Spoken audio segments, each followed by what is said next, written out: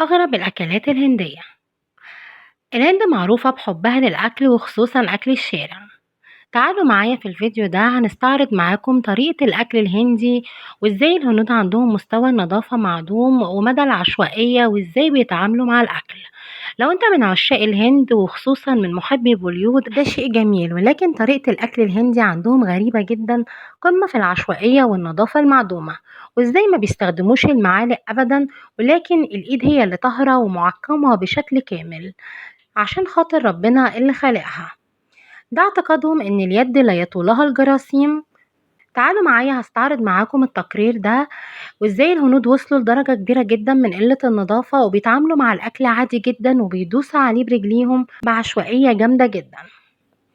تعالوا نشوف التقرير ده صانع الحلوى بيصنع الحلوى في مكان لا يصلح للاستخدام الآدمي. المفروض المكان ده يكون معقم جدا ونظيف، لأن اللي بياكل دايما الحلوى معظمهم أطفال. أنا هسيب لكم الفيديو تتفرجوا عليه، وأتمنى منكم تشاركوني في التعليقات برأيكم باللي شفتوه.